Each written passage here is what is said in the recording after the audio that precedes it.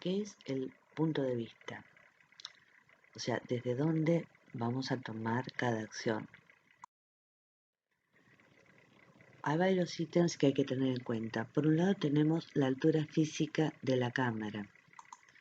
Esto significa que la altura de la cámara puede estar normal, esto es a 1,60 m. Para eso uso un trípode común. Puede ser una altura alta, o sea, arriba de 1,60 m. Para eso necesitaré una escalera, un practicable para poder ubicar la cámara físicamente a cierta altura.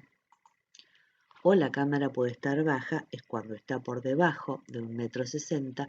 Necesitaré un trípode baby, una galera, algo como para colocar la cámara más baja. Luego tengo la angulación de la cámara y esto es hacia dónde la voy a cabecear. Si la cámara está filmando paralela al piso, digo que la angulación es normal. Si está apuntando hacia abajo, la angulación será picada. Y si está apuntando hacia arriba, la angulación será contrapicada. Entonces, tengo acá un personaje con una cámara de altura física normal y que también está normal al personaje. Por ejemplo, acá la cámara está normal al personaje, pero como el personaje está sentado, es una cámara baja, normal al personaje sentado. Acá tengo una cámara normal al pájaro, pero es una cámara alta porque el personaje está en una rama. Acá tengo una cámara baja, normal al perro. Acá tengo una cámara baja, normal al chico que está sentado. Acá tengo una cámara baja, normal al personaje que está sentado. Esta es una cámara normal a ambos personajes que están en un tamaño de plano más grande. Luego la cámara puede estar picada, esto es cuando va cabeceando hacia abajo. Esto puedo usarlo cuando hay algo que de otra manera no lo vería. Por ejemplo, atrás de los personajes se ven las carpas de los desplazados que si la venta de armas se realiza, los van a morir todos. En general, utilizar la cámara picada lo que genera es la sensación de disminución del personaje. Está usado dramáticamente siempre. En este caso el personaje está muy mortificado porque acaba de atropellar a un padre con su hija. Esa cámara picada lo disminuye aún más, nos ayuda a tener la sensación que tiene el personaje. También se puede llegar a utilizar para ver algo que de otra manera no se vería. Pero siempre una cámara picada sobre los personajes genera una inferioridad en el personaje que se está enfocando, una fragilidad.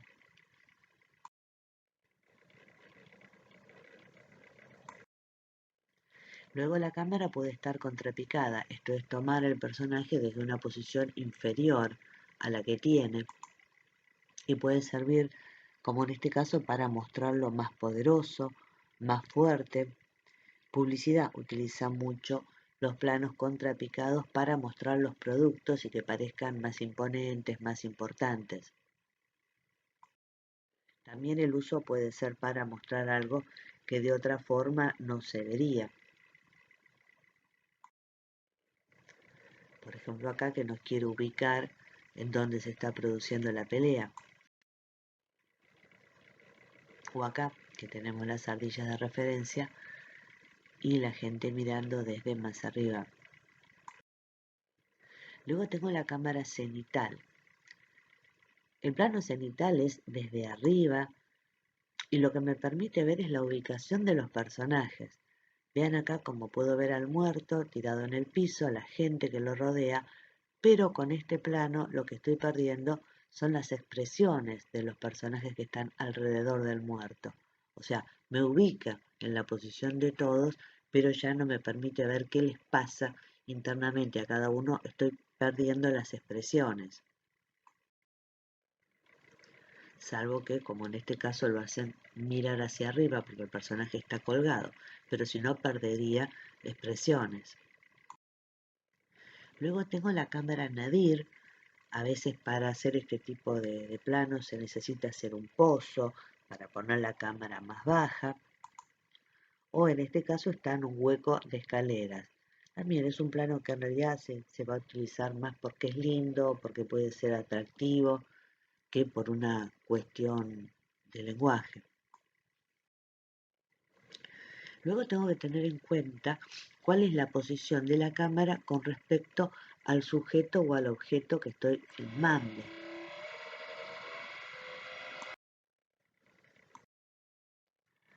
Puedo trabajar con una cámara frontal al sujeto y en general en ficción no le voy a hacer mirar hacia el objetivo. Voy a tratar de que mire hacia un costadito del lente. El espectador, cuando el personaje mira hacia el objetivo, se siente mirado y eso lo puede dispersar. Entonces siempre es preferible marcarle al actor un costadito del lente o en este caso que mire hacia arriba o hacia abajo, pero no hacia cámara directamente, por lo menos no en ficción. Luego puedo tener una cámara de 3/4 perfil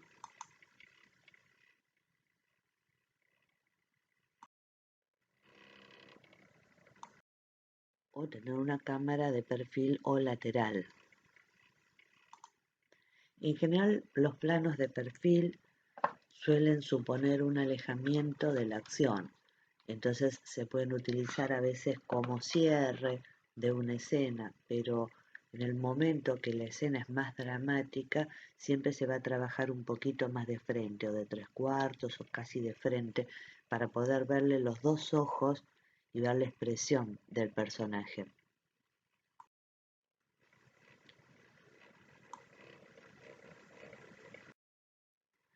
Puedo trabajar con una cámara de espaldas.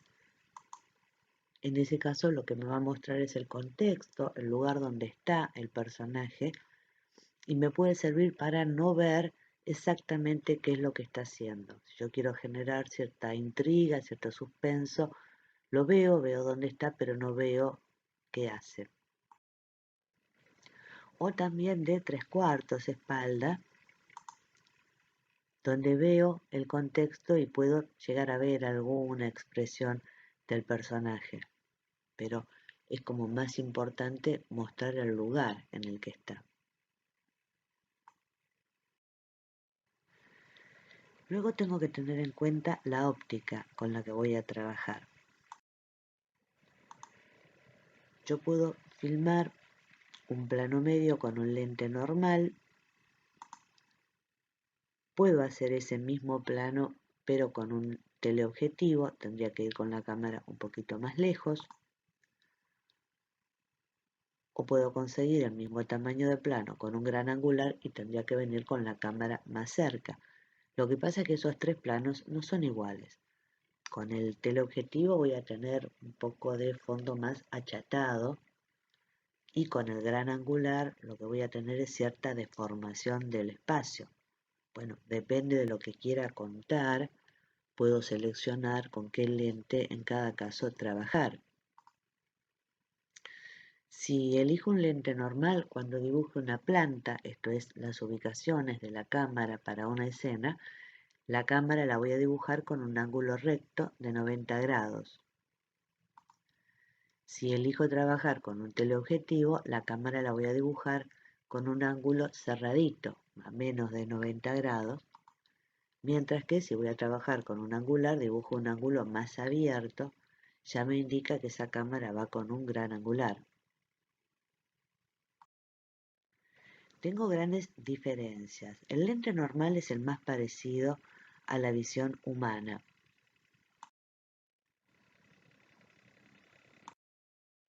Ahora, el teleobjetivo, si bien me permite trabajar un poco más lejos de la acción, porque a veces no me puedo, tiene poca profundidad de campo. Vean como el torero está en foco y el toro no se ve nítido.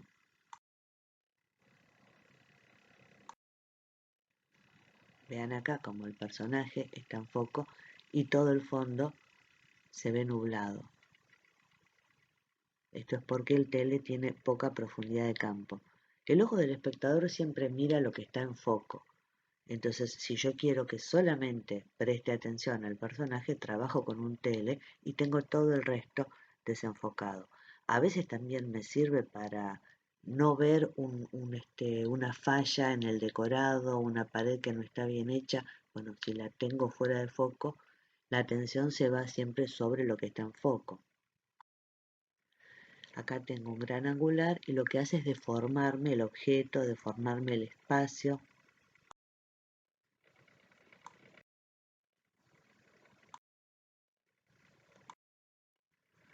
Acá tengo un gran angular y lo que tiene el gran angular es que tiene mucha profundidad de campo.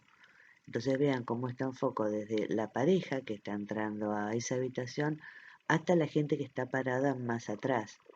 Entonces con el gran angular tengo más profundidad de campo, pero también me deforma las imágenes o el personaje. A lo mejor necesito verlo deformado, depende de la historia que esté contando. Esto es un ojo de pez, puede ser un 9,8. Son lentes que deforman absolutamente lo que se ve. Vean cómo las paredes se ven curvadas. Acá también se ven absolutamente curvadas las paredes y en realidad son paralelas.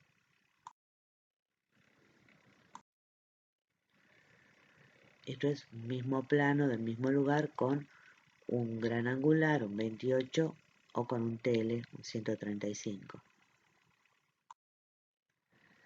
Luego tengo que tener en cuenta la distancia a la que ubico la cámara con respecto a lo que voy a filmar. La distancia me va a dar el tamaño de plano y eso es la cantidad de información que yo le voy a dar al espectador con el plano que voy a tomar. Entonces los planos pueden ser más grandes, más abiertos, más largos o más chicos, más cerrados, más cortos.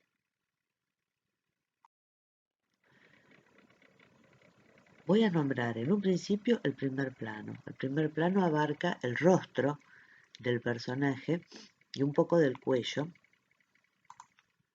pero tengo un par de variantes. El primer plano corto o primerísimo primer plano que solamente abarca el rostro, no toma el cuello, o el primer plano largo que toma hasta los hombros. También lo llamamos primer plano con hombros. Estos planos son el reino de los ojos y el reino de la boca. Es a través de eso donde puedo ver qué le pasa al personaje y se puede llegar a conseguir mayor empatía, mayor identificación. Se trabaja muchísimo sobre la mirada del personaje. Luego tengo el plano medio, que llegaría hasta la cintura, y también tengo un par de variantes. El plano medio corto, que también lo llamamos plano pecho, es un poquito más arriba de la cintura, y el plano medio largo, que es un poquito más abajo. El plano me permite ver, además de la expresión del personaje que todavía la sigo viendo, alguna de las acciones, si tiene algo en la mano, si sostiene algo, es el plano ideal para contarme eso, que con un plano corto, con un primer plano, no lo vería. Acá ya empiezo a ver el contexto, empiezo a ver dónde está ubicado el personaje y qué está haciendo.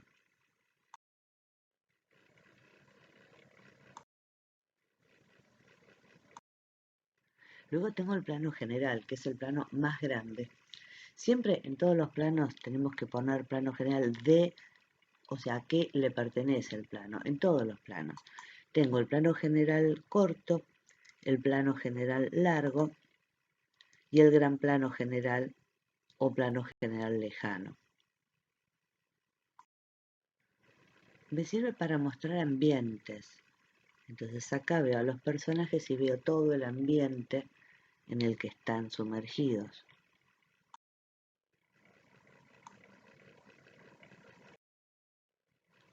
Me sirve para mostrar grupos. Esto sería un plano general largo porque se ve al grupo de azafatas con el piloto y es un poquito más grande y me muestra el desplazamiento del grupo.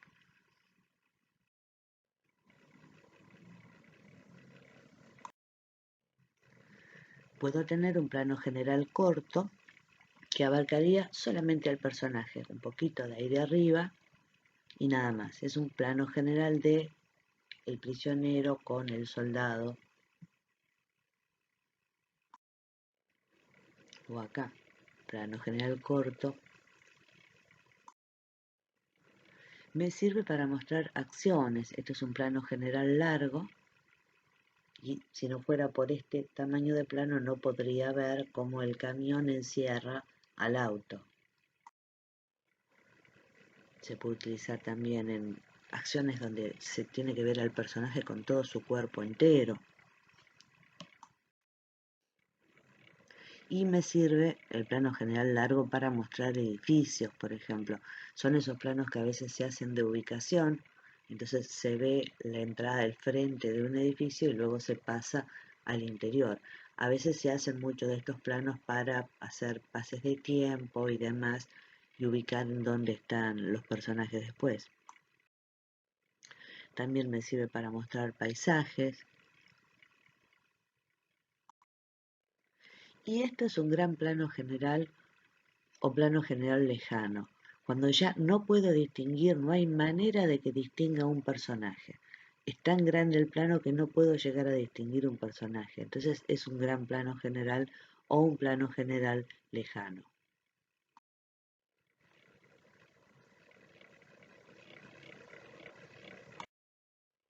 Luego tengo el plano conjunto. Cuando hablo de plano conjunto, a lo mejor no tengo un tamaño exacto, porque depende de qué se trata el conjunto. Entonces puedo decir plano conjunto de los chicos en la playa, o plano conjunto de los tres personajes en los sillones, plano conjunto de los vecinos en la escalera. No sé exactamente el tamaño que va a tener, va a ser de medio a largo, pero como no sé exactamente cuál, pongo plano conjunto de y después veré en rodaje qué tan grande es el plano. Acá también plano general conjunto de los chicos. Tengo el plano entero. En el plano entero, bueno, depende de entero de qué, siempre el plano de algo. Entonces puedo decir plano entero de la mujer con el perro, plano entero del personaje sentado sobre la estatua de Lenin, plano entero del personaje tirado en la cama. Lo llamo de esa manera y después veo el tamaño exacto. Lo que sí quiero mostrar es eso completo.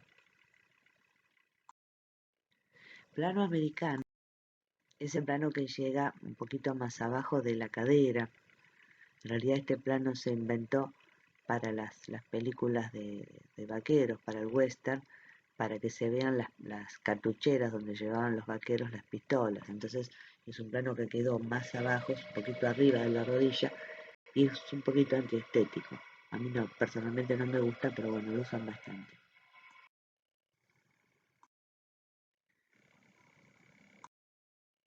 Tengo el plano detalle, en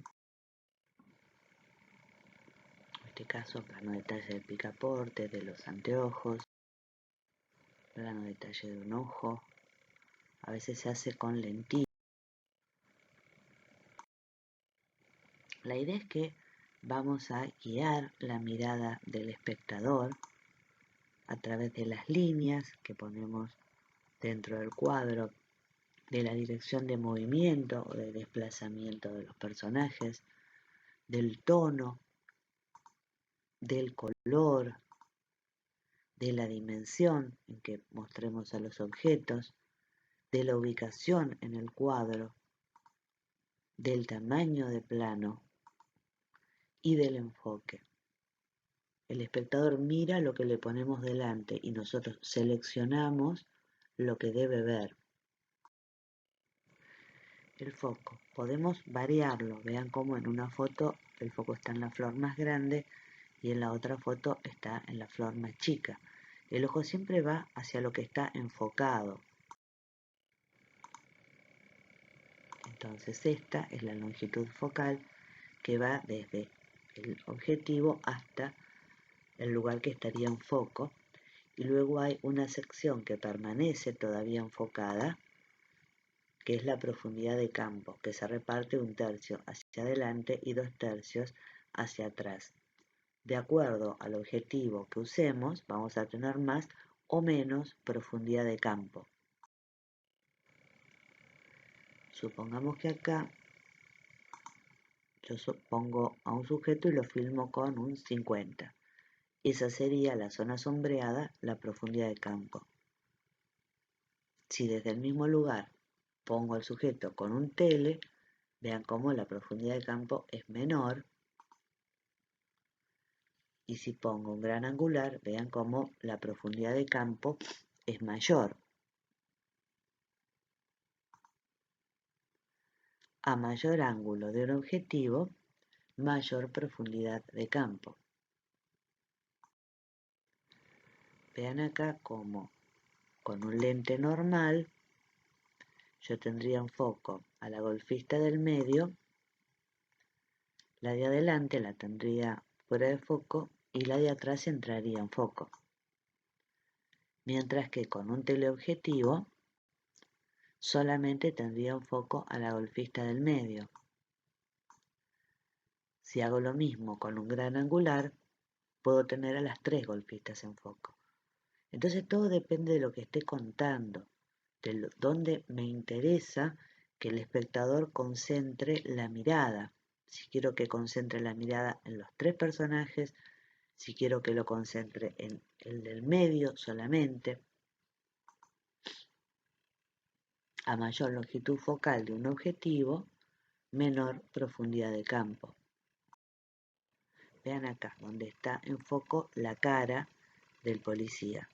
La pistola está absolutamente fuera de foco. Lo que importa acá es la mirada del personaje. O acá, donde está en foco el personaje, y la hoja, que la tiene unos centímetros más adelante, está fuera de foco. O acá donde está en foco todo. El enano que se cayó en el chocolate y la gente que está detrás mirando. Esto sería un gran angular. Acá está en foco Wilson y el náufrago. Luego voy a tener en cuenta también que de acuerdo a la distancia que ubica el personaje de la cámara, también varía la profundidad de campo. Con el mismo objetivo, a mayor distancia, mayor profundidad de campo.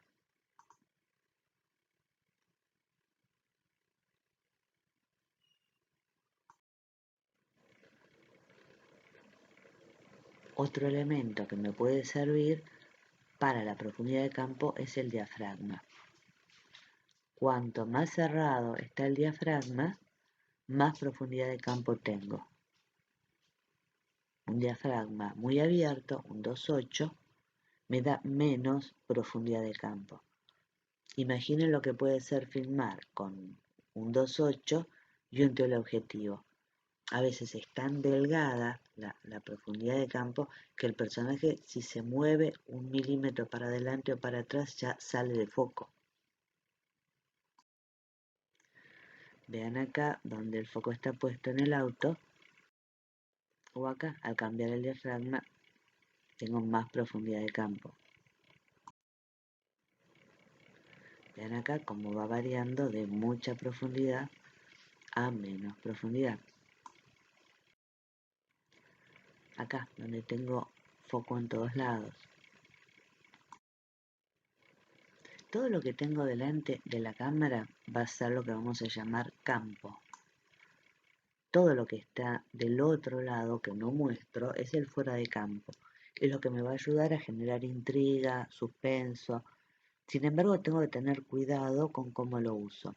¿Vieron las películas donde no se ve al monstruo y solo se ve al personaje aterrado porque están mirando al monstruo?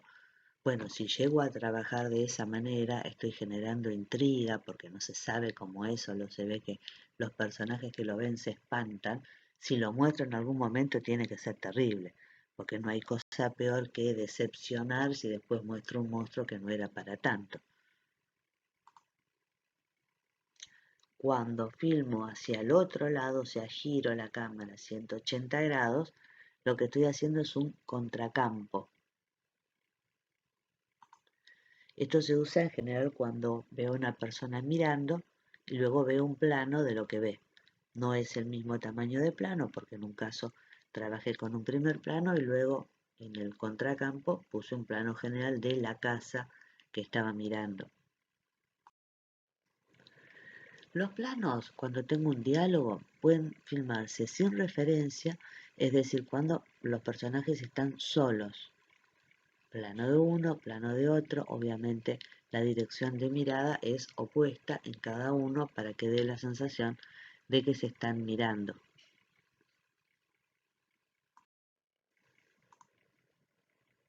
O puedo trabajar con referencia, esto es, como en este caso, viendo parte de la espalda del otro personaje. La referencia puede ser de otro personaje, me va a marcar la distancia que hay entre ambos, o si hay más intimidad.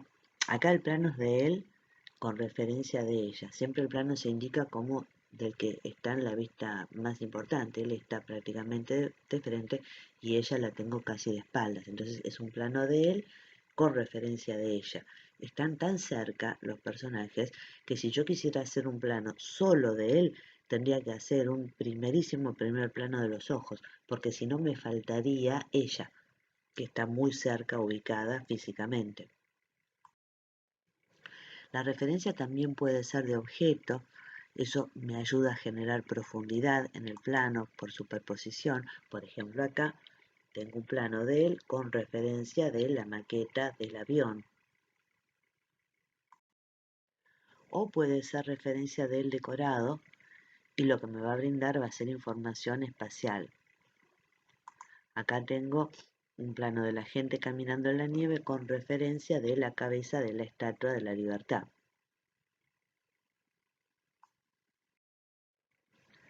Acá el plano es del sobrino con referencia de la tía dentro del auto y por la ventanilla se asoma el policía. Para que un plano sea contraplano, debe reunir ciertos requisitos. Por un lado, tiene que tener el mismo tamaño de plano. Si uno es medio, el contraplano también va a ser medio. Tiene que tener el mismo ángulo con respecto al eje de cámara. Y si uno tiene referencia, el otro también, para que sea contraplano, también la va a tener. Entonces tengo estos dos personajes, uno frente al otro. Esa es la línea de miradas. Filmo a uno desde acá. Ese es el eje de cámara que forma un ángulo con la línea de mirada. Para hacer el contraplano tengo que ubicar la cámara del otro lado de manera que forme el mismo ángulo el eje de cámara con la línea de miradas. Entonces va a ser un contraplano.